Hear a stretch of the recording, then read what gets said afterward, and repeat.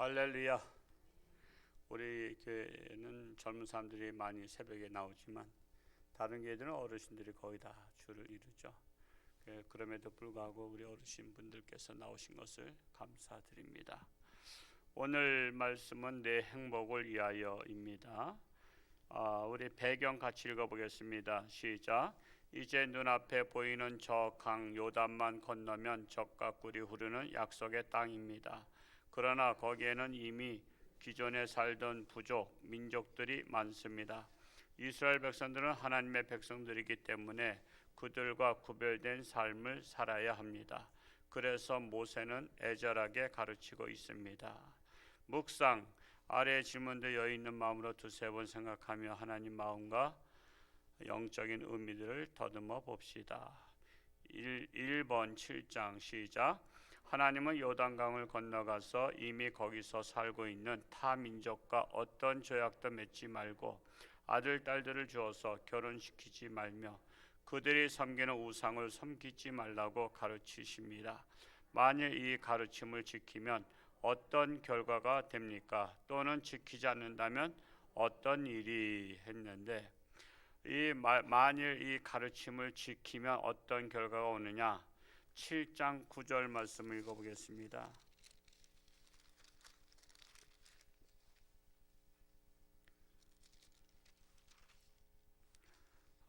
7장 9절 같이 읽어볼까요? 시작. 그런즉 너는 알라 오직 내 하나님 여호와는 하나님이시요 신실하신 하나님이시라. 그를 사랑하고 그의 계명을 지키는 자에게는 천대까지 그의 언약을 이행하시며 인애를 베푸시되 그랬죠. 하나님을 사랑하고 하나님의 계명을 지키는 자는 언제까지 복을 받아요? 천대까지 자자손손 복을 받는다는 거예요. 그러니 하나님을 사랑해야 되겠어요? 사랑하지 않아야 되겠어요? 당연히 사랑해야죠. 여러분 눈앞에 복은 그렇게 쫓아가면서 우리는 멀리 천대까지 복을 받는다면 얼마나 이거 기쁜 소식입니까? 그래서 하나님의 말씀대로 순종하고 사는 것이 중요하다. 자녀들에게 부지런히 가르치라 이겁니다. 그런데 또는 지키지 않는다면 어떤 일이 일어날까요? 7장 4절 위로 올라와서 읽어볼까요? 7장 4절 시작. 그가 내 아들을 유혹하여 그가 여호와를 떠나고 다른 신들을 섬기게 하므로 여호와께서 너희에게 진노하사 갑자기 너희를 멸하실 것임이니라. 갑자기 멸한다는 거예요. 갑자기 멸합니다. 그러니까 여러분 갑자기 망한 사람들 잘 생각해 봐야 돼요. 원인이 뭔가. 항상 그 근원이 뭔가를 생각하지 않으면 계속해서 반복해서 일어나요. 뿐만 아니라 7장 16절 한번 읽어볼까요? 시작. 내 하나님 여호와께서 내게 넘겨주신 모든 민족을 내 눈이 궁일이 여기지 말고 진멸하며 그들의 신을 섬기지 말라. 그것이 내게 올무가 되리라. 이렇게 이방 민족들을 진멸하지 아니하고 섬기면 내게 올무가 된다. 올무 아시죠? 토끼 올무 한번 생각하면 되죠. 올무가 돼서 올무에 걸려서 망한다라는 것입니다. 그러니까 결국 하나님의 말씀을 지켜야 하는 것이 복이라는 것입니다. 2번 8장을 중심입니다. 시작. 하나님께서 이스라엘 백성들을 광야에서 40년을 지내게 하신 것은 그들을 낮추시며 시험하셔서 이들이 어떤 마음을 가지고 있는지 말씀을 지키는지 아닌지 알기를 원하셨고 사람이 떡으로만 사는 것이 아니라 말씀으로 산다는 것을 알게 해주시기 위해서였지만 이스라엘은 불합격했습니다. 나는 합격할 것 같습니까? 여러분 합격할 것 같아요? 결코 쉬운 일이 아니죠. 그래서 우리가 평소에 늘 하나님의 말씀대로 순종하며 사는 훈련을 해야 됩니다. 훈련하지 않고 어떻게 나가서 싸울 수 있겠어요? 군인이 훈련하지 않으면. 지금 우리나라 군인들이 지금 훈련을 안 하고 있잖아요. 물론 하긴 하지만 그 진짜 큰 훈련을 해야 되는데 훈련 안 하고 전쟁 나면 어떻게 하겠어요? 그러면 오합지졸 되는 거죠. 그래서 우리 인생도요. 항상 훈련을 잘 하는 사람이 인생을 잘 살 수가 있습니다. 그래서 이스라엘 역사를 반면교사 삼아야 된다. 우리는 항상 반면교사 삼아야 됩니다. 3번을 읽어볼까요? 시작. 하나님께서 이스라엘 백성들에게 요구하신 것은 단 한 가지, 하나님을 사랑하는 것이고, 그렇게 하신 이유는 이스라엘 즉 모든 인생들의 행복을 위해서라고 말씀하십니다. 그렇습니다. 주님께서 주신 계명은 무겁고 어려운 것이 아닌 사랑하라는 계명입니다. 과연 나는 사랑을 실천하여 행복합니까? 다시 한번 읽어봅시다. 자, 행복한 사람이 되는 비결은 뭐예요? 행복한 사람 되는 비결은 사랑하는 것입니다. 여러분, 사랑의 범위를 넓히세요. 첫 번째는 가정을 사랑하도록 노력해야죠. 가정. 여러분, 평생 여러분 다 떠나도 가정은 떠날 수가 없잖아요. 이번에 그 우크라이나 그 가족들의 신혼 부부도 결혼식 하자마자 전쟁터로 나가는 그런 모습을 보죠. 지금 문제는 이것이 남의 일이 아니란 거죠. 우리나라 문제라는 거죠. 이게 우리나라를 보는 것 같은 거예요. 지금 우리나라도 지금 호시탐탐 노리고 있잖아요. 북한에서 이번 그 우크라이나 그 대전 중에도 지금 북한은 미사일을 쐈잖아요. 또 여러분, 북한에서 미사일 쏘고 그러는 것은 훈련이잖아요. 훈련. 전쟁에 대한 훈련이에요. 전쟁하고자 하는 의지가 있기 때문에 훈련하는 거거든요. 근데 그 미사일을 동해 바다로만 쏠 수밖에 없어요. 서해는 중국이니까, 북쪽도 중국이니까 그냥 동해 바다로 쏘고 있는데, 여러분 생각해 보세요. 제가 미사일을 가지고 이쪽보다 맨날 쏴. 그러니까 여러분은 그냥 제가 적이 여러분의 적인데 내가 맨날 이쪽 총 쏘다가 방향을 이렇게 틀면 어떻게 돼요? 그러니까 참 우리나라가 참 안타까운 게, 우리나라를 위해서 저기 쏘려고 훈련하는 거 아니라고 잠깐만 그러잖아요. 우리 대통령 비롯해서. 아니 그러면 이쪽으로 훈련하다가 진짜 전쟁 때는 그쪽으로 나갈 거예요? 그쪽엔 동해바다인데. 그건 삼척 동자도 다 아는 거잖아요. 이렇게 미사일을 쏘다가 요 방향을 딱 틀면 여기가 되잖아요. 근데도 우리를 향해서 안 쏜다는 거예요. 그러면 대통령이야 그런 정부에서 그렇게 말하고 있다고 해서 뭐예요? 우리나라 무장 해제하라는 거 아니에요? 무장 해제. 지금 우크라이나 사태를 여러분 분석을 해볼 수 있어야 돼요. 거기가 러시아랑 휴전협정을 하면서 핵을 보내줬잖아요. 핵을. 그러면 핵을 주면 안 쳐들어오겠다고. 그게 휴지 조각이 된 거예요. 공산당은 약속을 하는 것은 지키지 않는 게 공산당이에요. 하여튼 제가 예전에 러시아 혁명사를 읽어보고 나서 그 공산당은요 가장 거짓말을 제1 전략으로 세워요. 목적을 위해서는 거짓과 수단과 방법을 가리지 않는 거예요. 그 옛날에 나온 책이라 지금 아주 러시아 혁명사를 한번 찾아서 관심 있는 뭐 책도 관심이 있어야 읽지, 그렇지 않으면 또 뭐 안 읽잖아요. 우리 묵상집 50권 샀는데도 50권이 안 나가. 그만큼 이게 저기 안에 관심이 없어. 그거를 읽어봐야 공산당의 실체를 알아요. 수단과 방법을 가리지 않고 상대방을 안심시킨 후에 뒤통수 치는 게 공산주의예요. 그래서 제가 이렇게 강조하는 거예요. 참으로 우리가 정말 가족들이 그렇게 신혼부부가 헤어지고 또 애하고 아빠가 헤어지면서 아빠가 그 전쟁터 간다는 것은 죽으라는 것 같은 거잖아요. 아이들이 우리 다 죽는 거야 그러면서 그런 내용들을 보면서 지금 뭐 나라 지키기 위해서 뭐 남녀노소 할 것 없이 다 총을 들고 싸우잖아요. 나라를 지키기 위해서. 대통령도 빨리 피난 가라 해도 미국서 피난 가라고 제공하겠다 해도 안 간다 그러잖아요. 내가 죽으면 죽었지 나라 지키겠다고. 여러분, 그런 대통령 있는 나라 별로 없어요. 정말 우리가 사랑하면 목숨 거는 거예요. 사랑하면. 여러분, 가족들을 사랑하세요. 근데 어떤 사람들은 가족은 소홀히 여겨. 밖에 나와서 술 친구만 아주 귀중히 여겨. 그건 한심한 거예요. 한심한 거예요. 여러분, 술 친구가 밥 먹여줘요? 가족이 결국은 책임져요. 가족이 쓰러졌을 때 친구가 책임질 것 같으세요? 위문 한번 오면 끝나. 지금은 위문도 못 오지만 병문안 한번 오면 끝나는 거야. 그러면 친구로서 인사치레 했다는 거야. 근데 가족은 책임져. 가족은 죽을 때까지 책임지잖아요. 그러니까 가족에게 가장 사랑을 쏟아야 돼. 가족에 사랑 쏟고, 또 이웃에게 사랑을 쏟고, 우리 또 교회에서 사랑을 쏟고. 그래서 교회는 사랑하는 법을 배우는 거예요. 하여튼 우리 교회는 정말 행복한 사람이 되는 비결, 사랑이라는 것을 마음에 명심하시기 바랍니다. 미움은 불행한 사람이 되게 하는 것이다 라는 것입니다.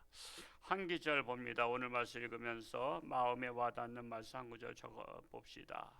신명기 8장 2절을 적어봤어요. 신명기 8장 2절 같이 한번 읽어볼까요? 시작. 내 하나님 여호와께서 이 40년 동안에 내게 광야 길을 걷게 하신 것을 기억하라. 이는 너를 낮추시며 너를 시험하사 내 마음이 어떠한지 그 명령을 지키는지 지키지 않는지 알려 하심이라.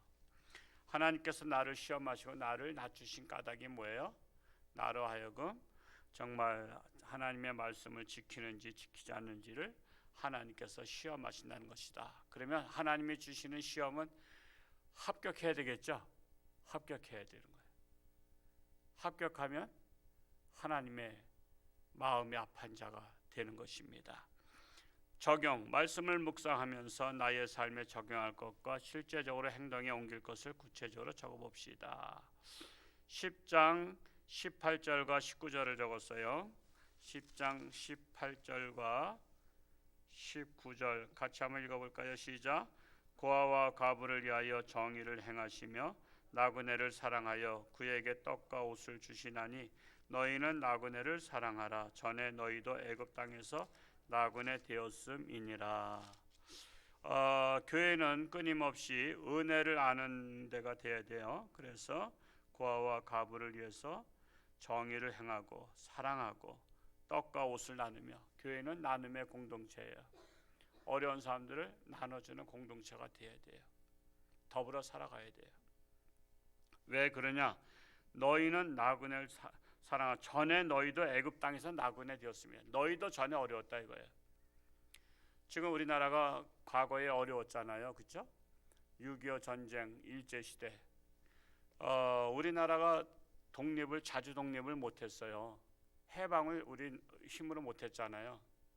독립군 가지고는 역부족이었죠. 6.25 전쟁 때 16개의 나라가 우리나라 도와줬죠.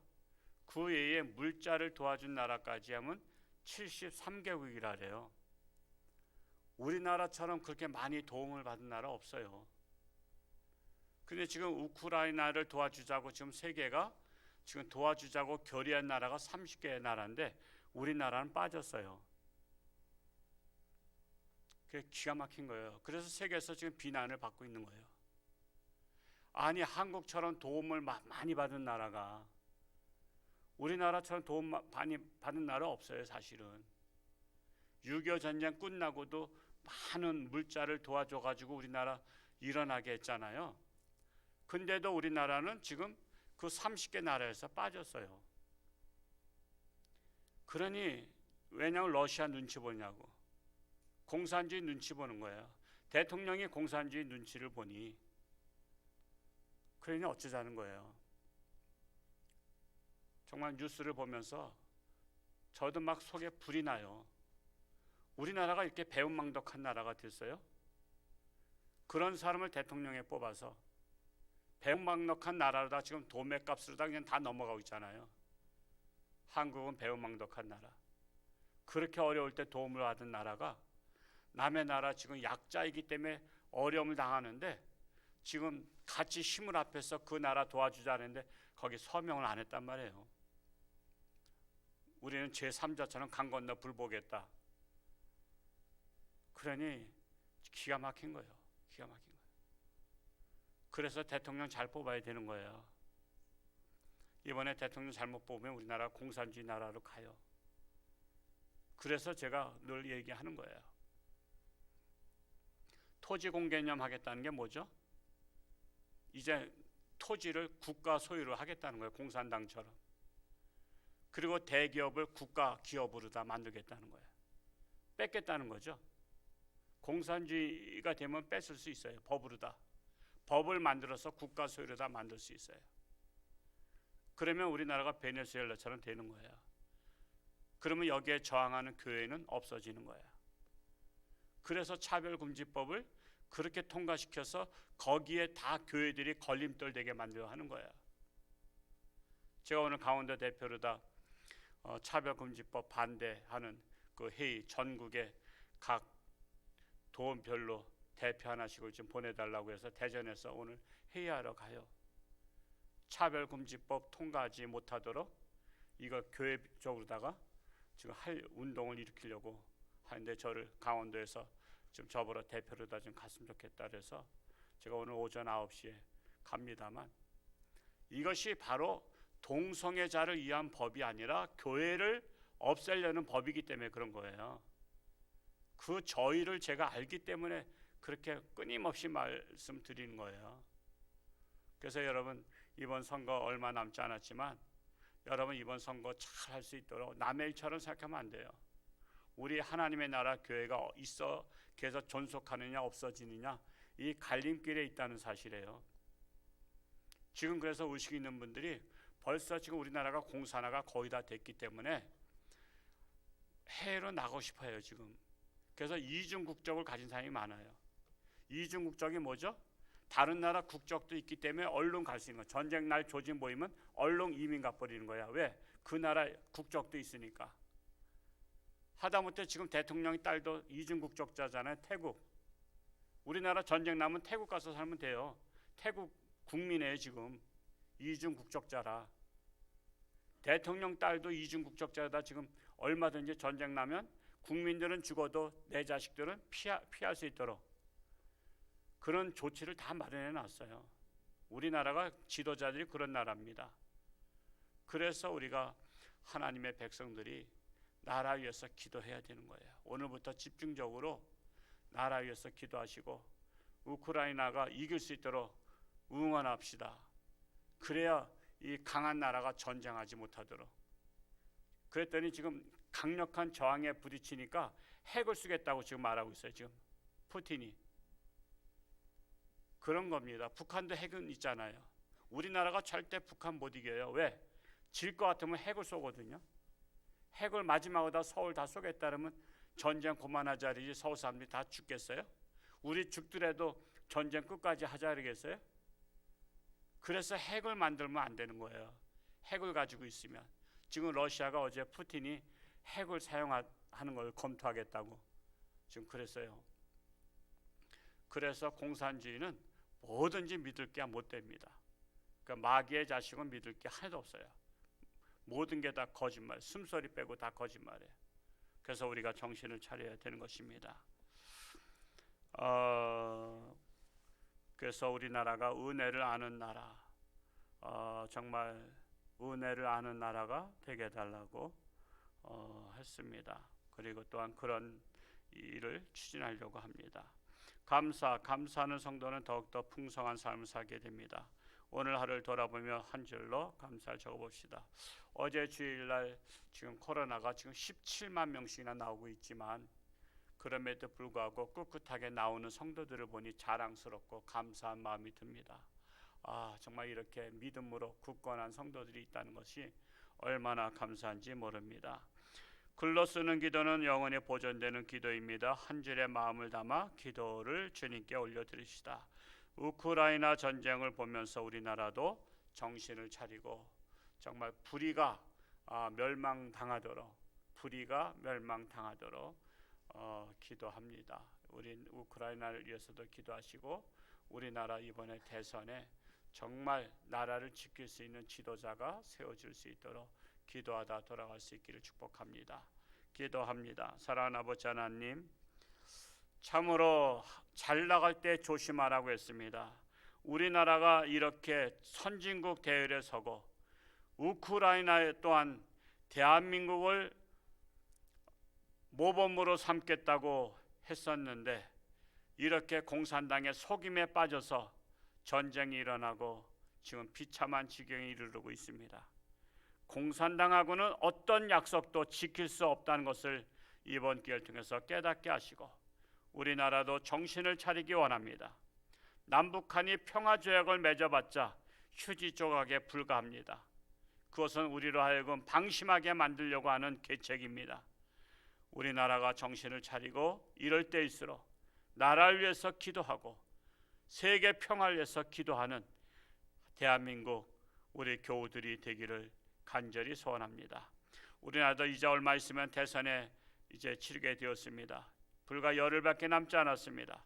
정신을 차리고 이 나라를 지킬 수 있는 올바른 지도자가 세워지기를 원합니다. 하나님 역사하여 주옵소서.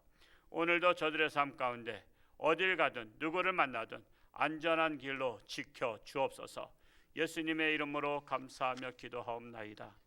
아멘. 하늘에 계신 우리 아버지,